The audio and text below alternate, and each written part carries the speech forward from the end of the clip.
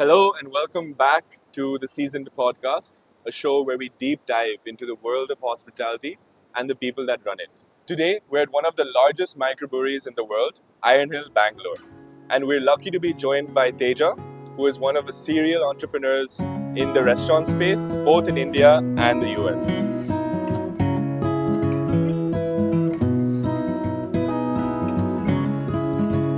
Teja, thanks so much for having us here. Thank you. Thanks for coming down. But yeah, tell us more. Like, what is it like to have one of the world's largest breweries? What size are we talking over here? Size is 1.3 lakh square feet. It's built in around 2 acres of land. So what was this place before what Ironhill has come to be now? So if you would have seen this place before, you wouldn't have come here now.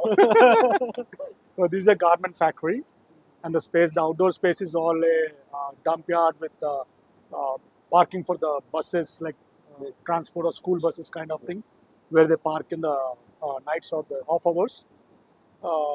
So this was all now converted into a microbrewery where we are sitting and where we are getting some good beer, I think. And you were saying before this, it took around 2 years to get this property fully ready for opening. So one thing is because we have to start from leveling the land. Right. So it's all not leveled and it was not maintained properly. And we have leveled the land and we have done construction outside. And also the building here, where we are sitting right now. So we broke up all this thing and it's all a closed floors, like 4 floors building. Yeah. So we opened up the building. So all that construction activity happened here. So that took us some time. And also one thing that delayed the process was the COVID. Right. So actually we opened Bangalore project during COVID. So COVID is Just because before the second lockdown. Right. So as soon as we opened, like 2 or 3 months down the road, we are in, I think, second lockdown. Okay. This was after opening 2 to 3 months. Yeah. So how did you manage, say, the staff and not being able to open doors but keep it? So since that was just the starting, Mm. so and our start was very good. So we did way better than what we expected. We didn't This was think before we'll the be second so- lockdown. The day we opened, it went very good, and so we are confident. The lockdown is not something which will be there forever. Correct. Once we pass that, again we thought, okay, we'll be doing good. Mhm. So if we are able to hold on for that period of time Right. during the lockdown, then we'll be on the happier side again. Yeah. Persevere Yeah. through that. If that makes sense. But during COVID, actually post-COVID, I don't know for whatever reason. Mm. Maybe it's people were vexed up sitting at home and they wanted to come out with a vengeance or something. Post-COVID, businesses improved a lot. Mm. F&B particularly. Right. Yeah. The Even spending has increased, spending people has are coming out increased. more often. Travel increased, the hotels Absolutely. accommodation increased, occupancy increased, and F&B revenues have increased. Like we So see a all lot the- more new properties coming in now. Yeah. That's post-COVID, right? This boom wasn't there before. A lot Most more of the entertainment sector Mm. did well after post-COVID. True. A lot more people coming into the industry also is what I noticed. Yeah. Right. A lot more openings as well. So I think there are a lot of churn going on in the market. Yeah. At least what I think is the demand and supply should match. Your supply should not be more than what your demand is. So do you think this sudden growth in the industry is almost like a bubble where it is not realistic? Because when the churn rates high, as you mentioned, In F&B, there will be a churn always, but the churn rate will increase now. It will be recycled. So usually people notice the outlets which existed for more than 6 months. But a lot of outlets, they shut within 6 months. So those things usually don't notice. So people from outside, when you're looking just from the outside, you think, oh, F&B business is doing good. Right. A lot of people are coming out. These outlets are doing very well. But really, there'll be to the other side of it. You won't be noticing the outlets which closed, which shut down. So you are only seeing the grass on one side, which is Right. greener. So so general rule of thumb is you got to break even within the first 6 months. Break even means ROI or break even? ROI, like break even operationally for you to like move forward. Operationally, at least for us, day one. Day one. That's pretty cool. Day one, we are operational breakdown till now. That's Right. what. That's what at least till now it happened for us. Right. We don't know about the future. But you're saying the first 6 months from opening is probably the most important, where it's a make or break period, right? So for 6 months, we call it honeymoon period. So for 6 months, a lot of people, they come to see the space, they come to experience the space and everything. So if they like your experience, the experience you're providing, whether it's your product or your ambience or your service altogether, if they like the experience, they might come back. If they don't like the experience, they might not come back, which will reduce your footfall, and you'll know the impact of it after 6 months. So until 6 months, everything looks good usually. So what was the Most of the vision cases. behind Ironhill in general? Because are we looking at more ambient service or we focus more on the beer? What is the thesis for you with Ironhill in Bangalore? So our thesis is experience. Experience. Experience is your product, whether it's your food or your beer or your cocktail. Whether liquid or your food, your service, your ambience, everything together is experience. So usually when we are doing our internal meetings, I tell my team, we are not here to sell a product. We are not selling a product. We're not just selling a plate of some starter or appetizer or some mug of beer. We are here to sell experience. We are selling an experience. The day we are able to sell experience, we'll be there. The day you are able to sell good quantity of your food, and if you are not able to give good service or give good beer, eventually it will start affecting you. It'll catch up to you. Yeah, everything should be good for a customer. See, customer is coming here for a reason. Correct. If it's just for an alcohol, for a bottle of whiskey, he can go to a liquor store, buy a bottle, order whatever he wants from Swiggy, multiple things he can order. Correct. He can sit at his home, which is more comfortable for a customer And than probably coming cheaper. here. Correct, exactly. With the traffic and with all these things, with the time he spends on the road, with all those things, he's taking the pain to come here. So if he's taking that much pain to come here, obviously you should be able to give or deliver better experience than what he has at his home. And obviously, if you want to cross something which you call home, you should be doing extraordinarily well. 100%. Then only you can cross something After which it you call keeps home. coming back after a point. So what kind of crowd do you attract at Ironhill? Like what is the So at target Ironhill, audience? it's all mixed crowd. So right from your 20s to you can see people who are in their 50s, 60s. 50s, 60s. So do you see a lot of families come and embrace the brewery culture here? So on the weekends, like say if you see a Sunday is more like families coming, Got it. like with their kids also. On a Friday evening or Saturday evening, it's more younger crowd. Right. And weekdays, it's more office crowd because we have a lot of IT parks around here. So it's all mixed. Like it's not like some businesses are targeted to one segment of people, like this age group or this kind of From segment. marketing standpoint, isn't it hard because you're trying to appeal across different age groups? That's a challenge. That's a challenge. It's a brewery. That's a challenge.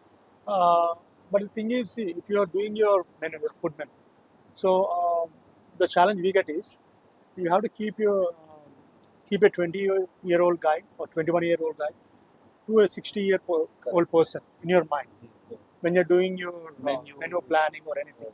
So a person who is very young at age, in his 20s, should like your food or your cocktail, Correct. along with a person who is in his 60s, should like your food and your cocktails or your beer. So how do you decide that? Is there a lot of trial and error which goes into it? So we change our menu annually once. Okay. So, we change up to 30% of the menu. Wow. For changing the 30% of the menu, we take at least 4 months. 4 months it takes to like Do the start. trails. So even today we are doing some trails for some of the starters and some desserts. Yeah. Yes, I saw you have some Yeah. desserts on the camera. It was good. But when it comes to, you say you were addressing different types of audiences over here as well. Was this the audience that you targeted when coming to open here? Did you choose this location as per the audience, or was it the other way around? We didn't choose the location as per the audience. Okay. We wanted to be in Martali because when we started Ironhill, we wanted to go to areas where which were not sufficiently catered to. Right. So we started Ironhill in Vizag. So when we went to Vizag, we were the first microbrewery there. When Telangana government started issuing microbrewery licenses, they issued around 19 licenses. Out of that, around 12 of the licensees started the outlets. Okay. All the 12 people, they started in 3 roads in Hyderabad, in Jubilee Hills. In Jubilee Hills. Jubilee Hills is supposedly yeah. the premium Correct. elite area of Hyderabad. So road number 45, road number 10, and road number 36. These are the popping. These are the only 3 roads in the whole of Hyderabad which has microbreweries. Wow.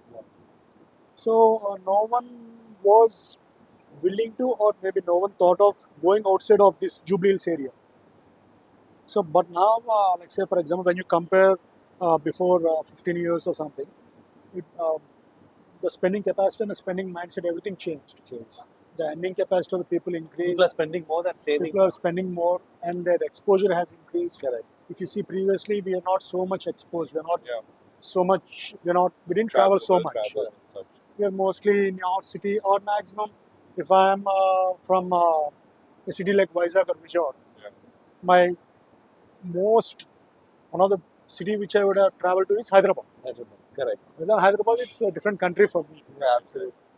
How do you go about gauging that demand in these smaller cities in Telangana, for example, like Vijayawada or Vizag? Because these are somewhat tier 2, right? Honestly. So how do you So gauge? all these cities, they have substantial, good spending income, and it's what people are doing there. So Vijayawada is known for trading.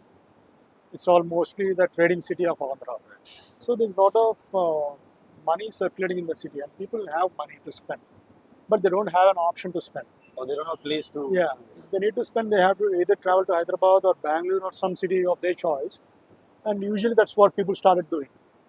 Once microbreweries started opening in Hyderabad, people started to travel from Vizag or Vijayawada, all these cities, to Hyderabad for the weekend. For the weekend. Correct. And again go back to their city Makes sense. on Monday morning. Makes sense. So there is a lot of spending, and people are more open to try new things now. Yeah. When you compare them with 10, 15 years. 15 years back, Correct. and because of the travel or whatever changing, things changing, so people are more experimental right now. Seems like your strategy has been like blue ocean, if I'm not wrong, because Uh, you try it's- to expand to new markets. So after doing this, someone told me about. I think I heard about Blue Ocean somewhere. So then I bought the book. I read the book. So it's exactly like what we are doing. So you're literally following the framework of Ah. a blue ocean strategy and expand. So now I prepared my own notes from Blue Ocean, Oh wow. and we follow Blue Ocean in our office. Oh, wow. Okay. So we try to see what we are doing good, what we need to eliminate, Yeah. what we need. There are 4 blocks in Blue Ocean: Correct. create, eliminate, Yes. Yes. reduce, rise. So we do that workshop in office. Okay. So in every department, like it's your kitchen department or your bar or brewery, You marketing, follow that through. operations, all the departments needs to do that.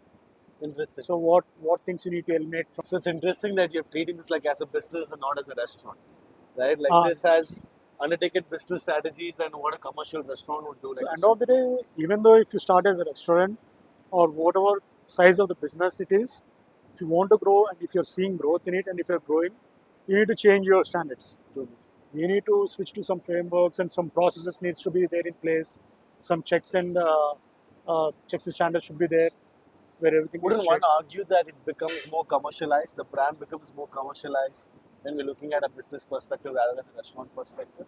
Commercialization can be done for anything. Correct, that's We true. don't need to open multiple outlets, but what happens is usually the quality of it gets diluted when you Yeah. expand. You start making So if compromises. you have proper checks and balances everywhere, and if you're able to maintain your quality standards, Then nothing like and if you're able to maintain a consistency in everything you do, your quality and your consistency in everything you do, whether it's a service or your product or some music or Music, event, whatever it ambience. is, anything you're doing.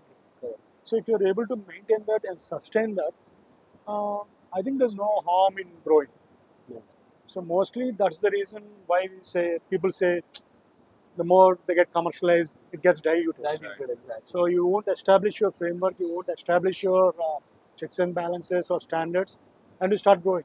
It makes. What I'm curious is, you had an IT background, you were in the US to start with, and how did that conviction say, hey, I'm in the US, I'm going to open something in India, I'm going to come back, and why hospitality from Software.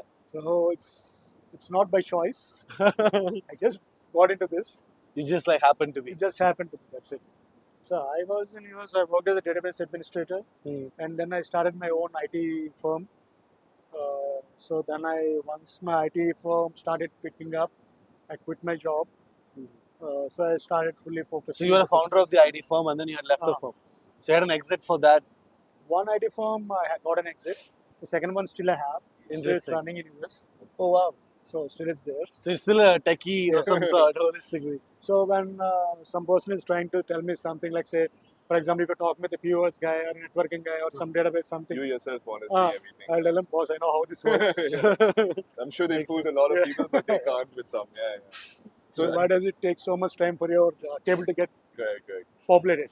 Correct. So you can just replicate the table immediately. So the basic of database management you've understood holistically. That's That is one secret advantage that maybe you've used along the way. Okay. So even today in office, we use data analytics Okay. to analyze all the data we get. So you guys use like software like R or Power BI to actually generate reports through. Yeah, we use Power BI, we use different tools. We have a Interesting. separate team for that. Okay. So they work on data analytics, and we have set KPI metrics. Interesting. So we have a lot of KPI measurements for everything. So everything is measured. Like say for example, if you're boosting one small creative online on Instagram or Okay. Facebook or anywhere, that we have a KPI set for that. To measure how How it that does. is performing, what is happening, And have you guys improved post that Ah. actually the next creative? and Makes we have KPIs for our kitchen, for our service. Interesting. And how often do you guys do the reviews? Like throughout? We do monthly ones. Monthly ones we do complete review of everything. Right. But weekly ones we get the reports. Weekly ones everyone gets to see what is happening. So if there is some issue which is pressurizing, and if you want to talk with someone, we can talk internally. But it's like monthly ones we have like a whole team meeting where we review everything what happened during that month. And how big of a team are we looking at when you talk about the entire group? Stuff? So we have a back office Okay. which runs the whole operations from there. So we have around 50 people at the 50 back, back office, office. running the operations from there. Across all cities? Hmm. Yeah. Okay. So the main back office is in Hyderabad. Hyderabad. So we are based out of Hyderabad. So from there we operate everything. Very nice. And including your staff and everything across outlets, what is the total people you employ? For Ironhill itself, we employ around 900 people 900 people on Ironhill itself. Wow. in Ironhill. Across all the Ironhills that Ah. are there. So we have 6 outlets operational Yeah. now, and we have another 4 more coming up. And one's coming in Forum South, if I'm not. One is in Forum South, and one is in Yeshwantpur, Oh, wow. one in Whitefield. I mean, let's talk about that. Like you've seen the Bangalore market evolve over so many years as well, right? So where do you think it's heading at? Right. One pattern I noticed that you decided to take the slightly unexplored areas, things where there are lesser means or lesser options that are there. But do you think this is a formula that is going to be replicated in Bangalore, or is it going to evolve in a different way? No, I think usually it keeps changing. So you need to change accordingly, according to what the market is changing or evolving. So, like say for example, if you talk about Forum South is again a two-tier segment area for us. So where there aren't many options for people, just other I mean, a lot of brands they started going to Jayanagar, JP Nagar, those JP areas. Yeah, they call it the line now. The entire, a lot of brands have come. A lot of brands are coming up now, but still there is space there. And if you look at Yeshwantpur is still not. It's not at least there is still demand there. Right. We have sufficient market for us left is what I think. Again, if you think Whitefield is well served. But what I think is, what at least now we are feeling is because of the brand image we have for that, so we can. It's a differentiator. It will work out. Yeah. It will work out for us now in Whitefield. There's an increasing thesis in Bangalore specifically that limited seating does better than large capacity seating in terms of breaking even on capex. What are your thoughts on that? So it varies from business to business, model to model, and it also depends on the location. Yeah. Like say, for example, if you're talking about a smaller city, if you take a Mysore in Karnataka, if you go to Mysore and open this size of property, it won't work. No matter what you do, it will not work. Makes sense. But again, for example, if you go to Delhi, if you open this size of property, it might work, Right. but you can't afford it Correct. because of the huge rentals, or Mumbai for that Correct. for that. And the point. real estate prices generally high for you to do that. So it has to be a balance of everything, your capex, your opex, and do you have that much market there? So all these three things combined together, uh, by combining all these three factors, you have to decide where you want to be or how big you want to be. Makes sense. So your cover size can be defined on the market size holistically. You can put it as that. So what about today for this place? How full does Ironhill over here get? So on a weekend, usually the wait time is around 1.5 hours.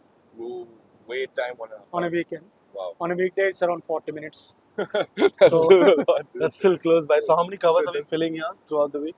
It's a 1300 cover. Okay. Wow. So per day we do around, on a weekdays we do around 2000 plus. On weekends we do around 3000 plus change. 3,000 every day. Average. That's pretty cool. And average order value for the people here? Average order value. What is the purchasing power like? Average order value is around 1400 rupees. 1,400 rupees. And it includes alcohol usually. Usually. So one good thing is we are reasonably priced. Fair. We are not very overpriced or we are not underpriced. Some are 300, like the 400 mark. For a starter, yeah, it's around 300 for a non-veg starter. Good. So that's it. I think that's competitive. Yeah. I'm not be putting it right, reasonable. It's competitive in the market around here. So biggest question of the hour, like you've been in Hyderabad, you've been in Bangalore. Which city is better in terms of the city where kind of F&B market in general? Bangalore is always better. Bangalore is always better. So Bangalore, one thing is city is much bigger than Hyderabad. Interesting. Population is much higher, and the advantage and disadvantage of Bangalore is traffic. Traffic. Because of traffic, every part of the city is a city by itself. Makes See, sense. for example, if you're in Martali, it's not. I mean, I don't say it's impossible, but it's not convenient for you to travel to some other part of the city. Correct. During You tend the, to stay here only. Yeah, 7 o'clock or 8 o'clock in the evening. So you prefer to stay back in your area. Would like to pick something or to go to Correct. some place which you choose. I mean, of your area. But some would say that it's made it easier that way, right? You've divided the Bangalore into many parts that you can address each part that way as well, right? Do you agree on that? It's made it easier to target people like that? So that's what we are doing. So now Martali is centrally located. So we are going to one part of the city, which is Forum one South end of the JP city Nagar, almost, The other end. which is Kanakapura Road. Correct. Yes. And Yeshwanthpur is another part of the city. The only thing is Whiteville is one thing which is kind of close to here. But still because of the traffic, again that's an advantage. Yeah. It takes around 15 minutes for a person to travel from there to here. So it's both ways. So with Good so and many outlets, when do you know you have saturated the market in that specific city? I think for Bangalore, the max to max is we can do 4. 4. That's what we think we can do. Not because one thing is the size of the properties. Usually properties are much bigger So comparatively. it should cater to a larger radius than Yeah. another one, right? And we need large audience. Correct. So I think for us, 4 is good enough. And what is an average cost of setting up a microbrewery? And what goes behind it? It varies anywhere from 10 crore to unlimited. There's no end, yeah. You can keep on pumping in money as much as you want. But you say 10 crore is the basic setup costs when it comes to... Yeah. For a place with a microbrewery, 10 crore is the minimum. And how do you spend that 10 crore? So the breakup of it, say. your licenses, Yeah. your equipment, brewery equipment, your kitchen equipment, your interiors, your furniture, your crockery, cutlery, and your staff training, and smaller things like your uniforms, your POS machines, and small artifacts. All this come into play. But your AC machines, if there are ACs. And what percentage of that cost is like action to the brewery itself? Setting up the equipments, because we're sitting The with huge machinery machines will here. cost you around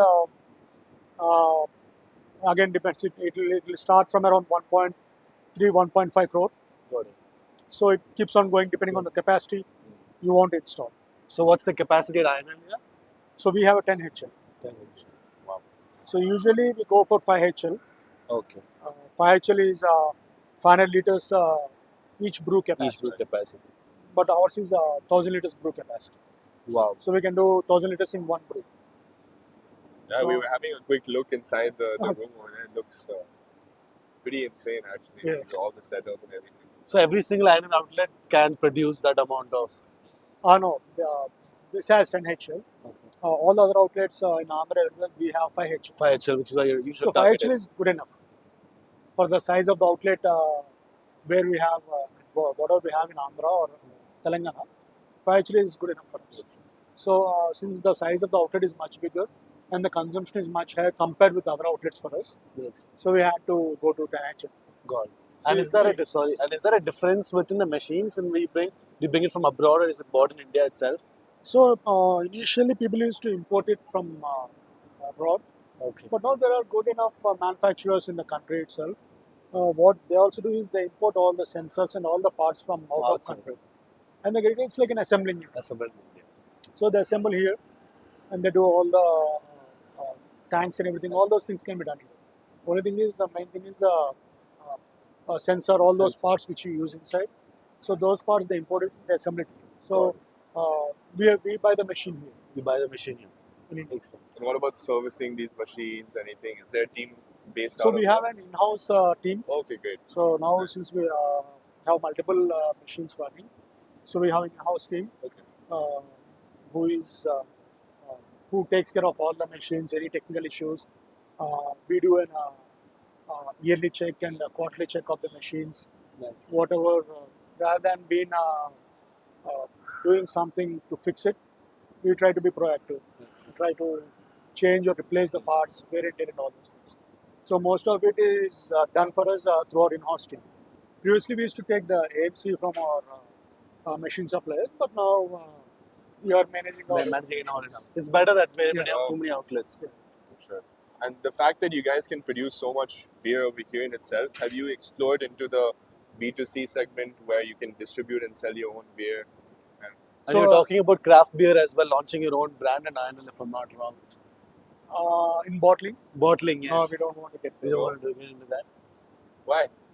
Out of curiosity. So, for example, if you look at any bottling brand, usually it always runs on investor money. Okay. So, unit economics will not work.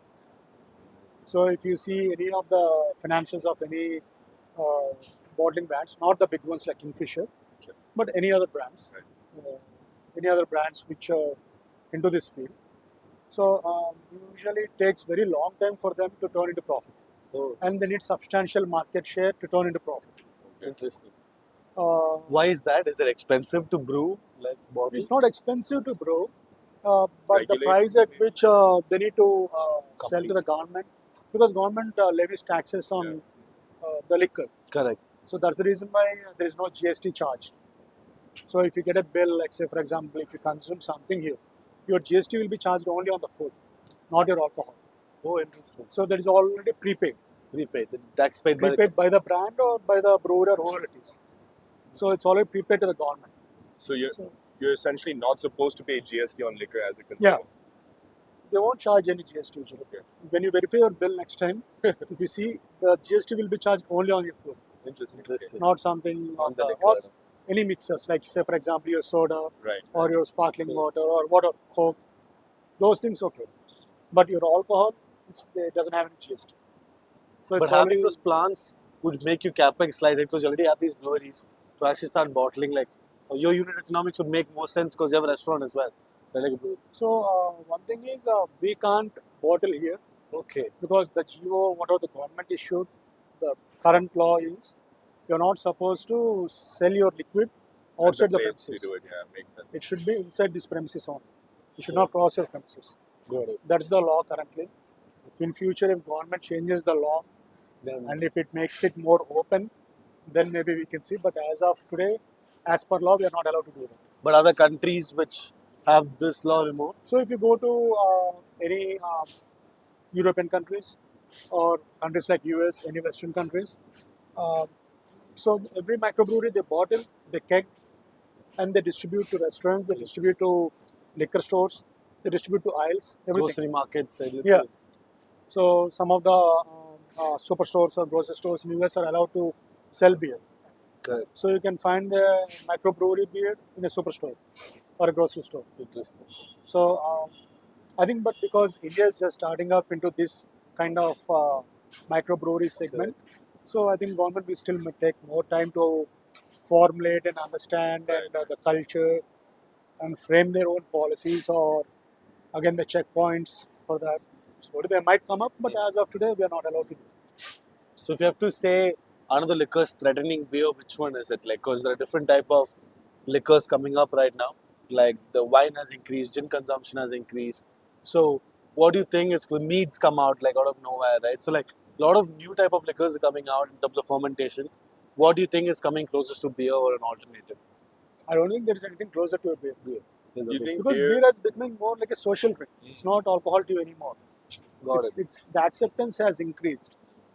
Previously, like say for example, maybe as we're talking 15 years back, if you consume beer and if you went home, either your wife or your parents, uh, they would have seen you like, okay, you're a sinister, you had beer and you came home, what's Correct. happening? But now, okay, they're okay.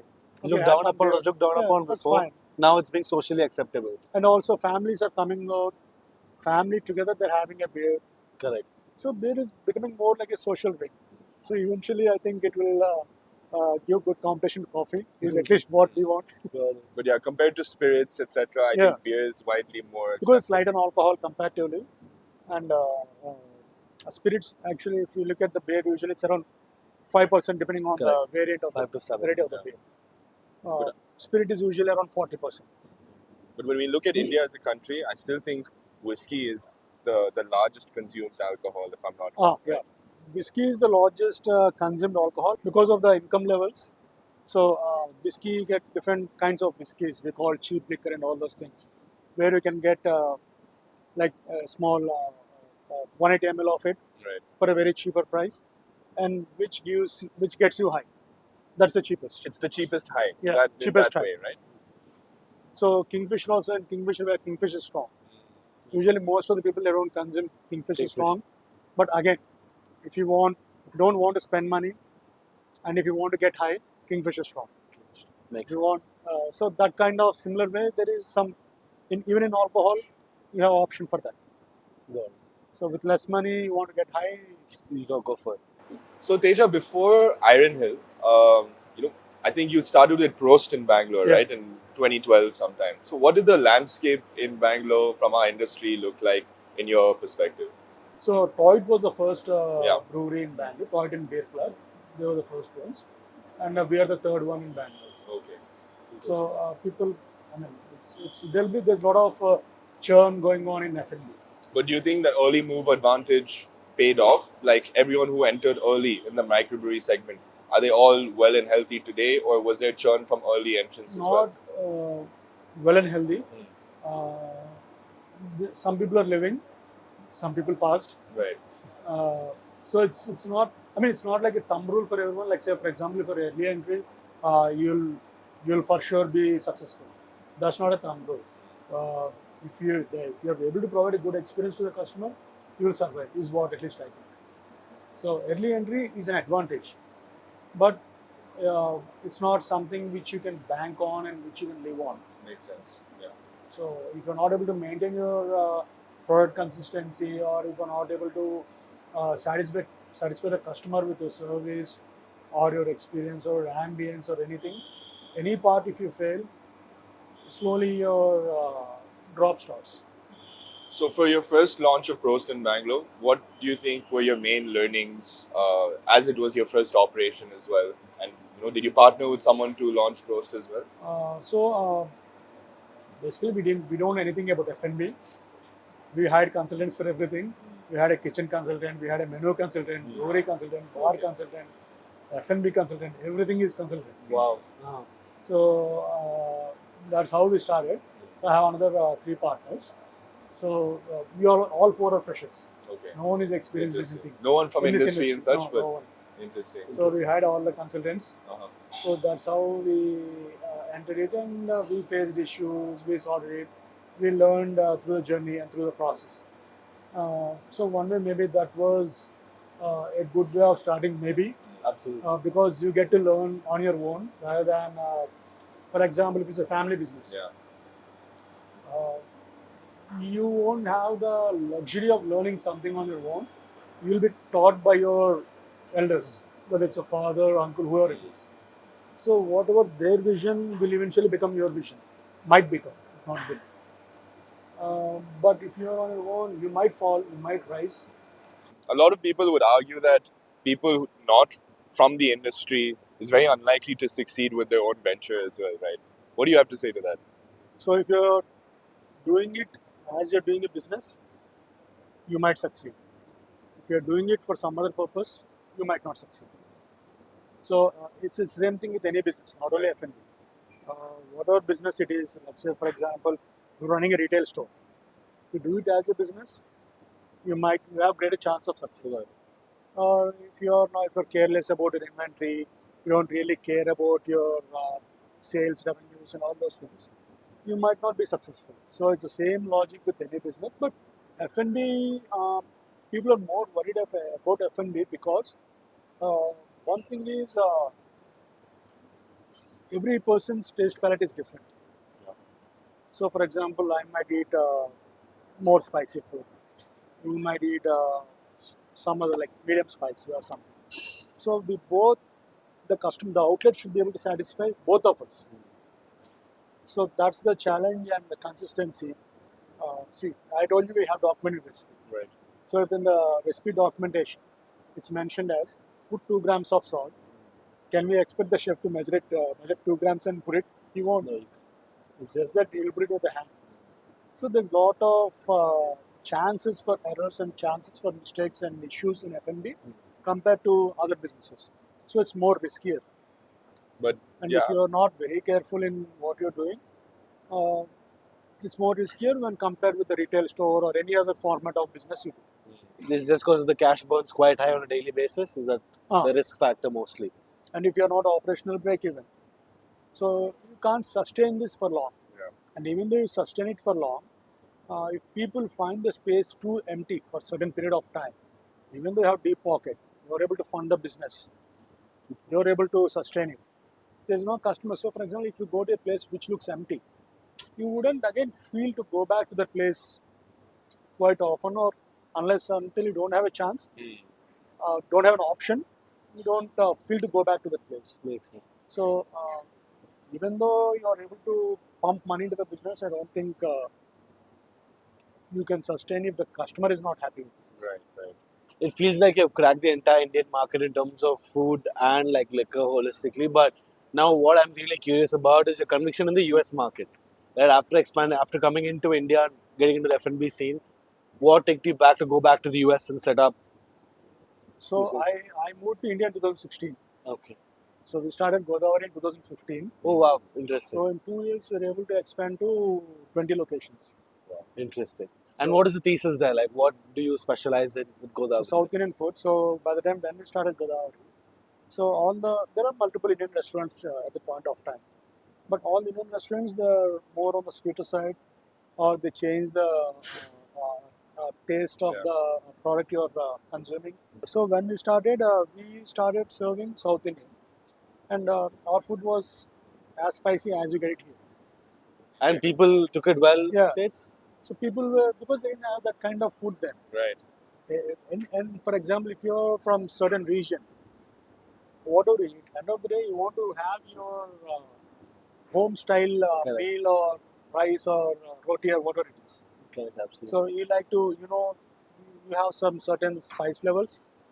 So you're okay with the spice levels, and you're happy to have that kind of spice level, if not every day, sometimes Correct. maybe, or maybe Right. occasionally at least. So you cater to the people who are more familiar with those authentic spices and tastes, rather than the people who are not so familiar with the taste. So people who are from India, who moved there, Yeah, so they are our first customers. was the main right. So along with them, So other non-Indian customers started coming in Mm. because they heard that this is authentic Indian. So they wanted to try what authentic Indian is. And they So understood the that's how differences. we went Maybe. into American crowd. I also feel like 2015, 2016 was a good amount of good time to like enter the market with Indian food because there's a lot more migrant folks going to the US at that time, right? And especially people from like Andhra, people from South India were actually migrating going to the US a lot more. Yeah. And I feel like you were at the right place at the right time there as well to crack that. Yeah. That's pretty cool. And Dunkin' Donuts, so like we have one vertical of South Indian food, we have one vertical with liquor. And where did Dunkin' Donuts fit in the entire US plan? So Dunkin' Donuts was just like an investment for us, and it's more organizedly run. So it's there from many years. Dunkin' as a brand, and they have tried and tested all their methods and everything. Is most likely it's a foolproof methodology is what they follow. So it's always safe to park or have some brand. Another thing is Dunkin' Donuts and all these things. It's all more of valuation. So the value keeps on increasing. for them. Increasing on. Interesting. So we have Dunkin'. We took over another American bar and diner Bar. called Rosebud. We started one more brand called Madras Dosa Company. Interesting. It's like a QSR. It's like a Subway. We call it Subway for dosa. Oh, wow. And we have one more one QSR for in Boston Financial District. It's called Wanga. And we recently started Boston Halal. It's a Mediterranean Indian fusion. Yes, It's I heard like about QSR. that. Yeah. And now we are in the process of, in the final stage of the construction of Indian Gastro Bar. Okay. We named it as Don't Tell Auntie. Yeah, I read that. That was a pretty cool name. I like that. So that's still in the construction stages, is Yeah, it? it's almost in the final stage, so Okay. it should be open this year. Nice. And you're all focusing on one region of the US specifically, right? Massachusetts area. Mostly Boston is our base, Okay. but we are spread across the East Coast. Okay. Oh yes, I read Las Vegas was also another place that you were looking up, if I'm We not are wrong. looking up, but it's on the West Coast. Sorry, Times Square. Times Times Square was you were looking So at. we are doing Madras Dosa Company in Rockefeller. Oh, New York City. okay. Wow. Wow. So we are doing. That's an iconic We place to signed up actually do. a space there. So Interesting. we're doing one in Rockefeller, Interesting. New York City. Pretty So this financial year, like an average for the past 2-3 years, does India generate you the most amount of revenue for your group or from the US generates in F&B landscape in general? Because the number of outlets in US are more It than India, generates more money. so US is generating more. Irrespective of you setting up microbreweries here, doing it the volume you're doing, because I'm sure it's not the same volume in the US, right? The volume you're focused on here is much more. Does it kind of compensate? Is it in the equal? Not level? huge difference, but slightly US is more than India. More than India, makes sense. Interesting. Because even, for example, Madras Dosa Company, it's a 1,000 square feet outlet, to QSR model. Pure sum. QSR model. But it generates more than any good restaurant in India. Wow. How did you go about setting up or putting together the capital for all of this? Was it largely bootstrapped from the beginning or Yeah, it's good stuff. bootstrapped from everything? So 20 restaurants of Godavari in 2 years? So every restaurant is not our own. Okay, It's a mixed model. Some are our own, some are partly owned, some are franchised out. okay, So it's mixed model. okay. What model works best with you? Like, after trying out franchise models, etc. So see, everything has its own Pros and cons. pros and cons. If it's a franchisee business, you don't need any capex. But the same way, your ROI is, the revenues are very low when compared. At the same time, you're not at risk. Your brand is at risk, which Yeah. is much higher risk. But as if you compare financially, you're not losing money. But if you lose brand, that's much more than money, which you have built. But if you compare apple to apple, money, you're not losing money there. Here you might be losing money. In your own outlet, you can get more money in profits. As a franchisee, you get less compared to the outlet owner. So it has its own, and if it's a franchisee model, you can expand much faster because there is no capex constraint. Yeah, makes sense. If it's your own outlets, everything is your own, company owned, then the expansion might slow down because of the capex issue. So Would you consider raising money to scale at all, or are you happy with the way organic growth is going? We haven't till now. You haven't till now. Maybe that's an option we'll be considering Something you're looking into, definitely. So, like, how does it look? What is exit for the entire Indian hospitality group? Is it like a public offering, you're going for IPO, or you're going for like a PE back? You're trying to make the Indian brand go global? What is the play for the entire Ironhill group or the Indian hospitality group? It's full stack ventures, right? Yeah, Everything is under full Full stack. stack. So, what's the end goal for full stack? One thing is raise money, go IPO. That will be the usual end goal of everyone. But we don't know how it turns. As of now, we are going in the way we are going, which is not where we are not into raising money, or where we didn't look at IPO yet. But maybe one day in future we might. But as of now, no. Are you planning on taking this brand outside India? Ironhill yeah. in specific? Because there are certain things you're looking at the Southeast Asian countries. So we are looking at Middle East GCC countries. Interesting. That's one thing we are looking at. Asian, I saw Sri Lanka and I saw Singapore, but I'm not so bullish on those markets. I think GCC is still will be a better market for us when compared with those as of today. Uh, maybe once you're done, if you still want to expand, maybe you can look at other countries. But we're looking at GCC or other Asian countries or African countries. But when it comes to India, you have expanded more in the south than the north. Why this? Why that parity? Since we are from south, we're more comfortable and handling things here in the south. Yeah. And now we are doing one project in Nagpur, Okay. and we are looking at NCR area Interesting. and Mumbai. Okay, wow. So this is in the coming years you're planning on expanding. It's all under Ironhill? All are. All under Ironhill. So Nagpur, it's already location is finalized. Okay. Construction permissions are approved. So now we are about to start the construction there. And mostly NCR and Mumbai also, we're looking for options actively. So most likely we should be doing something at least sometime next year. So is competition good in the microbrewery space? Because a lot of microbrewers coming up right now. So do they consider the competition or do they consider existing players? How does it play for you? Competition is there, but instead of worrying about competition, it's better to focus on what we are doing, so that whoever doesn't focus on what they're doing, slowly they will perish. And whoever is focusing on what. So who was the last one standing wins basically? Whoever sees through the most amount of time? There's no win or lose, but thing is, as long as you are able to give good experience to your customer, and as long as your customer is happy, he will most likely come back. Unless until he's not happy with you, with your product or service or any issue or whatever it is. Or one more reason will be there. They'll get too bored of the place. Correct. So again, periodically we need to do some interior revamps and changes to that. So again, to make the place look something different than what it was. So that was a periodical change you do. wear and tear thing which you need to do. So if you keep on doing all these required things, I don't think I think you can sustain for much longer than maybe people who are not able to do these things. Correct. So do you think cocktail forward places are posing a threat for the entire brewery thing? Because now for more beer drinking, the cocktail drinking culture has picked up, and the more bar forward places than the food. How do you think the landscape is placed for you? At least for us, it's a zero impact. Zero impact. Because one thing is places are these kind of places which are coming up are very small. Correct.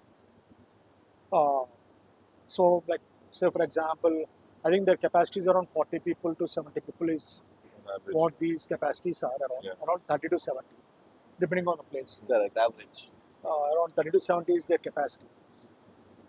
So 70 to 30 is very, I mean, when you compare the number, it's very less when compared with what we need. So one day, like say for example, if you get 30 people less, really it's not an effect for us. But if the decrease increases, then it's an effect for us.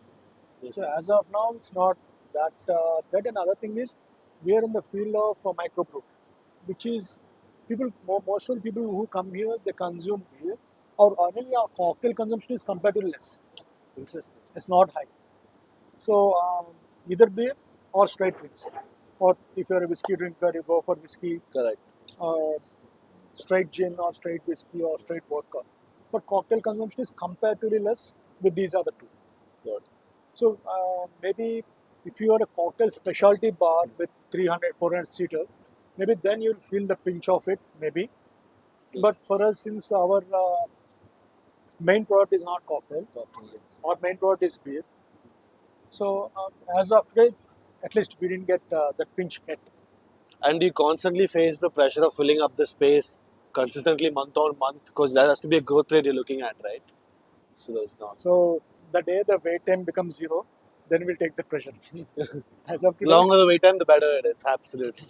as of Makes today, for the reservation counter itself, we have a small office upstairs where 6 people sit to take the calls, to take the Jeez. reservations.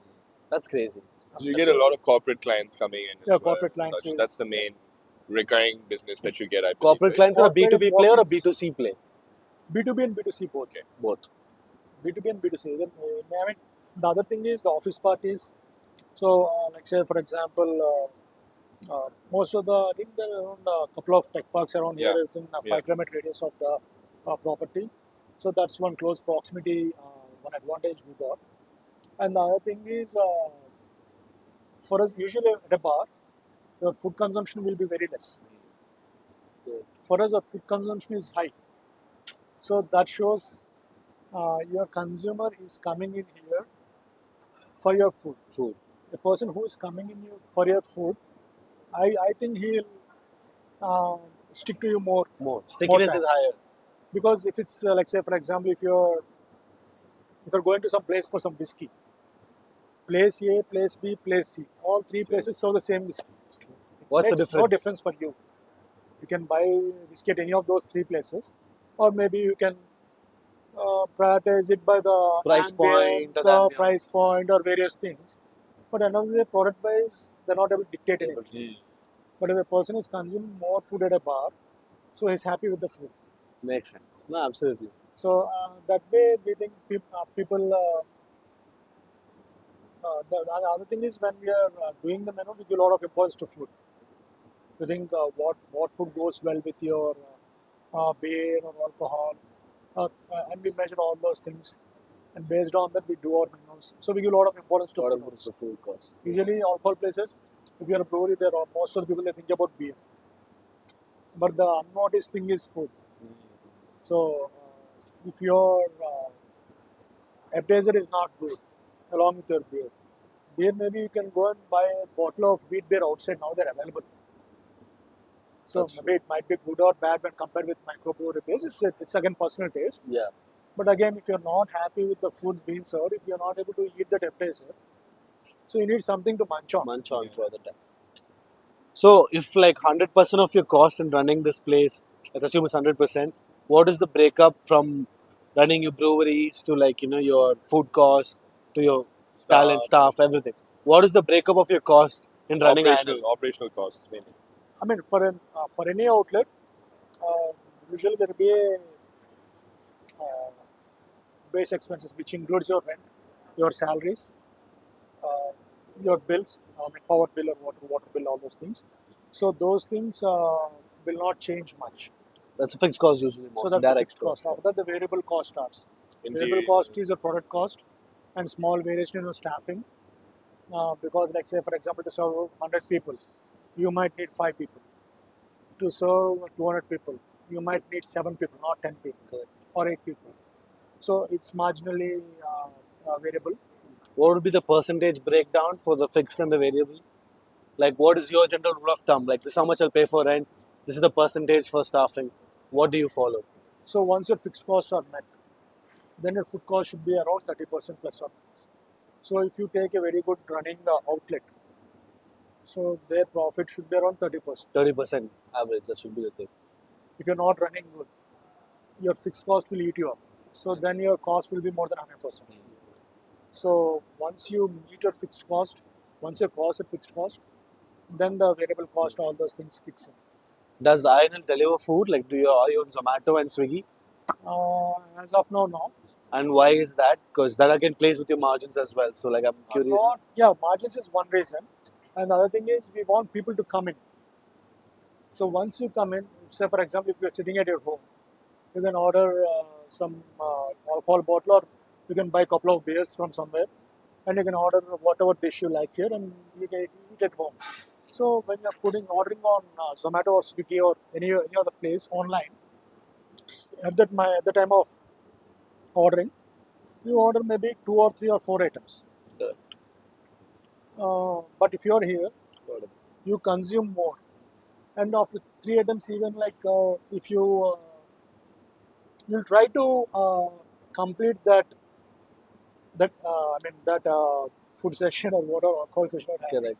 with that available activities or something you'll have at home to add on to that. Do you use any agencies for any service at all? Like whether it's branding for anything, whether it's social media marketing or anything like that. Have you ever?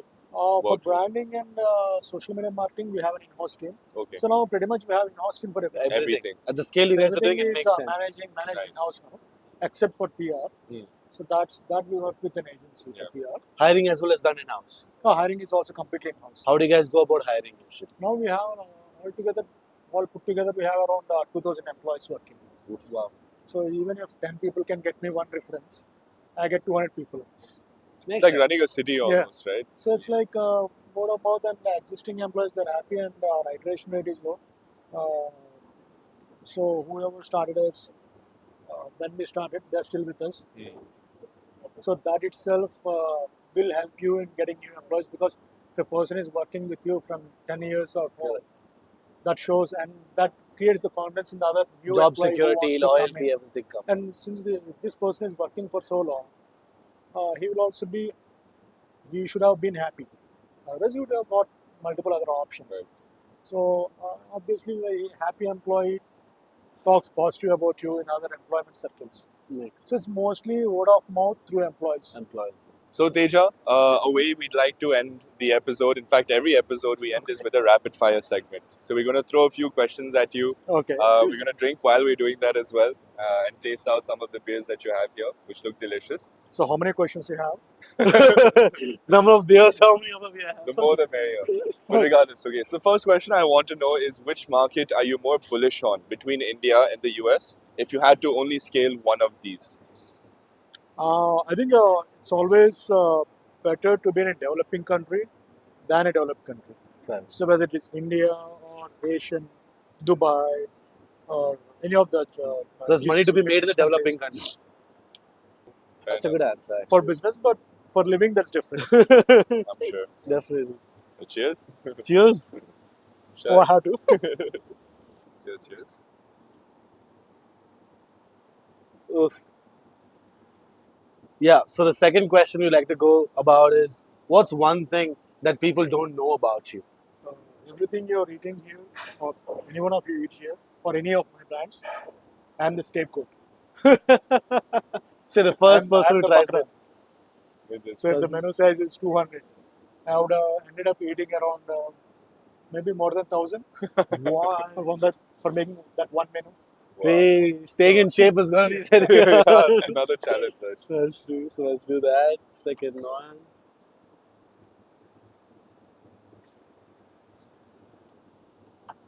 Wow.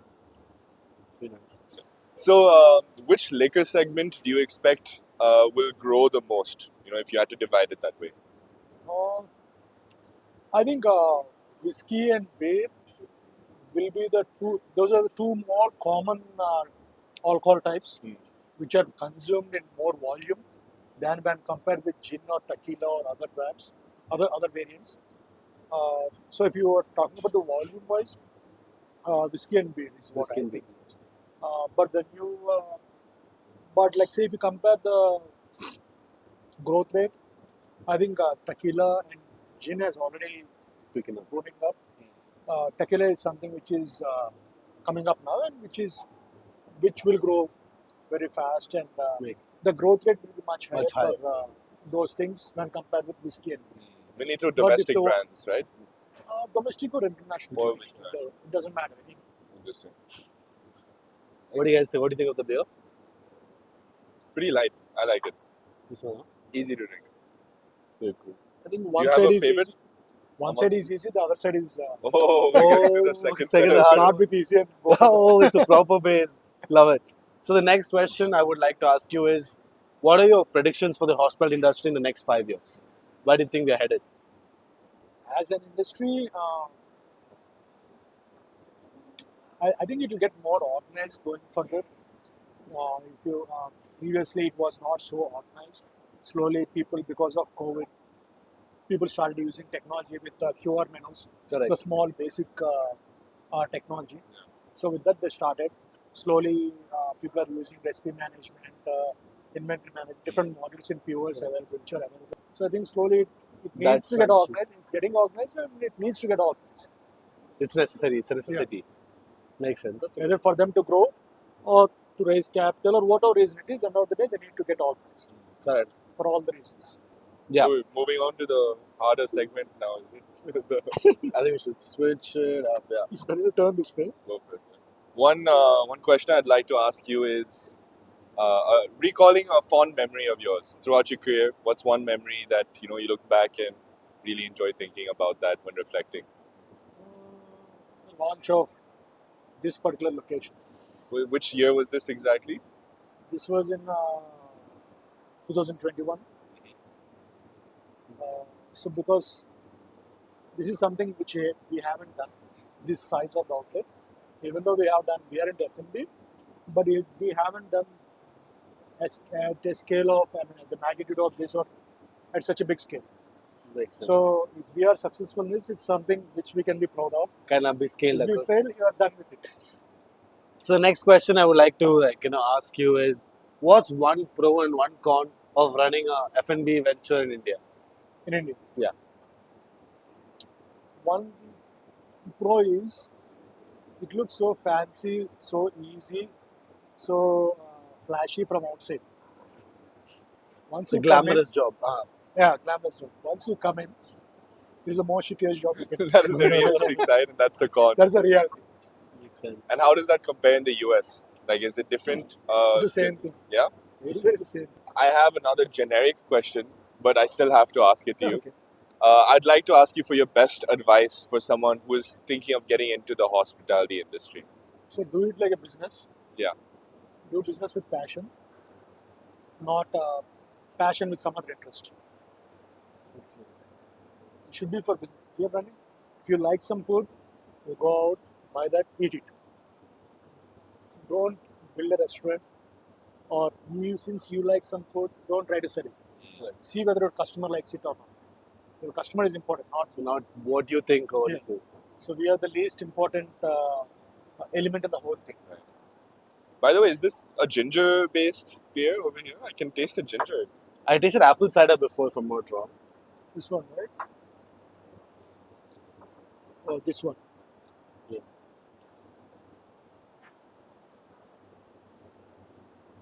Yeah, ginger lemongrass. That is pretty interesting. Wow. That's pretty cool. Yes, so the last question which I would like to ask before we conclude the show is, what does the expansion for your group look like in the next 2-3 years? What's your future? At least one per every continent. I like it, yeah. I like that. It's really nice. I have a reason to travel the world as well. Yeah. Right? That's good, nice. That's Yeah. good. So at least I think I'll be in Hyderabad around 2 to 3 days. If someone says you're traveling too much, so if I stay in Hyderabad too much time, they'll think I don't have anything to do. So just for showing. Best to travel. Like you said, no, airport's your second home. Yeah. Almost. Airport is almost become the first stop. First Oh, home now.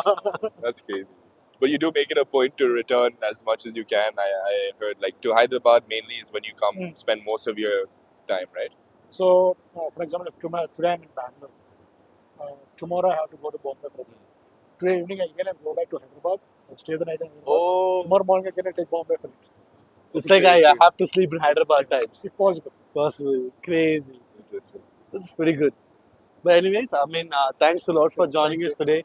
We really appreciate your time here. We had a wonderful conversation Thank you. and also checking the property out. And hopefully we make more of these episodes to have a longer conversation. Sure. Yeah. And audience would love to know more about as well. Yeah, Thank it was you. lovely having you, Teja. Thanks so much Nice for to meet everything. you.